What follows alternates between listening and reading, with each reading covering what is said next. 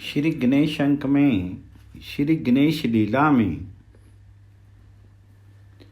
मूषक वाहन।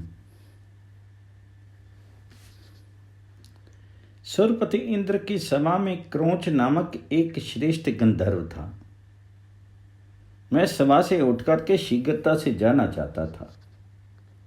असावधानी से उसके पैर का वहां उपस्थित मुनिवर वामदेव से स्पर्श हो गया। अपने को अदृत अनुभव करके कुपित हुए मुनि ने उसे तुरंत शाप दे दिया, गंधर्व तुम मूषक हो जा। भयभीत गंधर्व हाथ जोड़ करके मुनि से करुण प्रार्थना करने लगा। तब दयालु ऋषि ने पुनः कहा, तू देव गजानन का वाहन होगा, तब तुम्हारा दुख दूर हो जाएगा। उसी समय क्रोंच गंधर्व मूषक होकर के पराशर आश्रम में गिर पड़ा।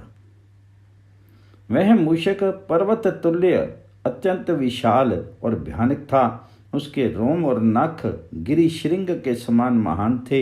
उसके दांत अत्यंत बड़े, तीक्ष्ण और भय उत्पन्न करने वाले थे। उसका ककर्ष स्वर भी अत्यधिक भयावह था। उस महाबलवान मूषक ने पराशर आश्रम में भयानक उपद्रव किया।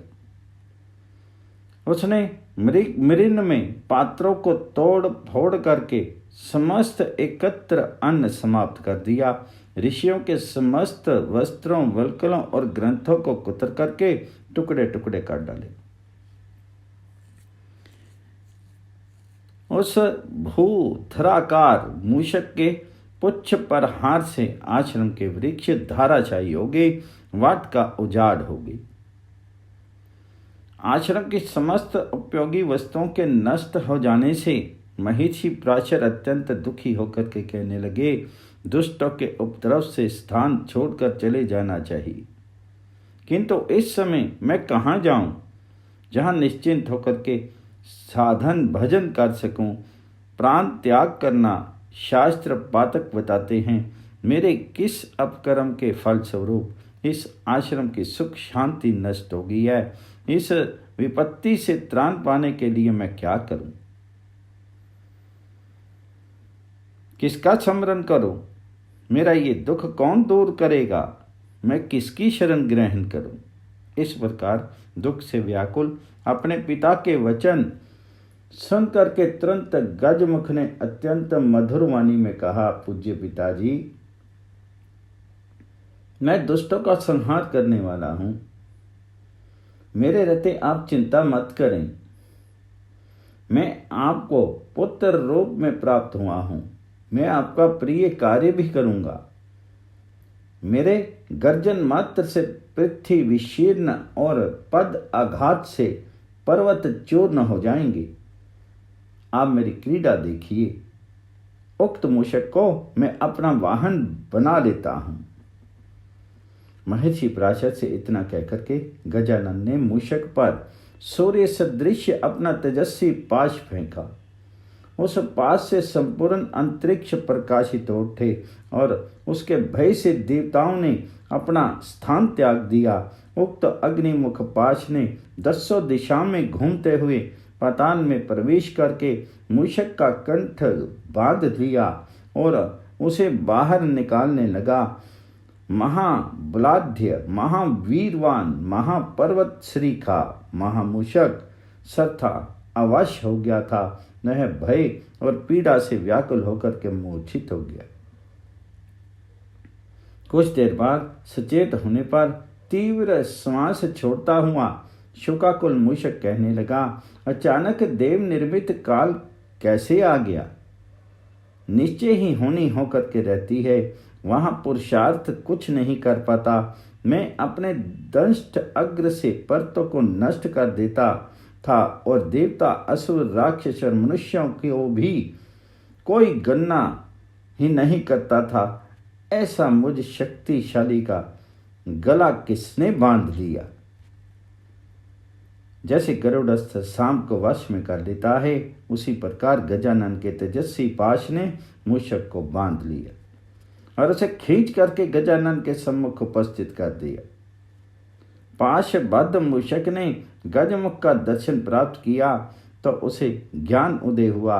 उसने परम प्रभु के चरणों में सिर झुका करके प्रणाम किया और स्तुति करते हुए कहने लगा, प्रभु आप संपूर्ण जगत के स्वामी, जगत के कर्ता, हर्ता और पालक हैं। ब्रह्मा आदि देवताओं के लिए अगम्य और मुनिमन मानस मराल दया में देव, आपका दर्शन करने से मैं धन्य हो गया। मेरे दोनों नेत्र सफल हो गए। अब आप मुझ पर दया करें। मूषक की इस प्रकार दृढ़ भक्ति पूरित स्तुति सुनकर के पराशर नंदन प्रसन्न हो गए। उन्होंने मूषक से कहा, अनघ, तूने देवताओं और ब्राह्मणों को बड़ा कष्ट दिया और मैंने दुष्टों के नाश और साधु पुरुषों को सुखी करने के लिए अवतार ग्रहण किया है। तू मेरी शरण आ गया, इसलिए निर्भय हो जा और तेरी कोई इच्छा हो वह वर मांग ले। मूषक का अहंकार जगा, बोला, मुझे आपसे कुछ नहीं मांगना है। आप चाहें तो मुझसे वर की याचना कर सकते हैं। यदि तेरा वचन सत्य है तो मेरा वाहन बन जा। गर्व उन्मत्त मूषक से गर्वहारी गणेश ने कहा, तथास्तु। मूषक के कहते ही पिंगाक्ष तत्क्षण उसके ऊपर जा बैठे। आहा, मूषक गजानन के भार से दब करके अत्यंत कष्ट पाने लगा।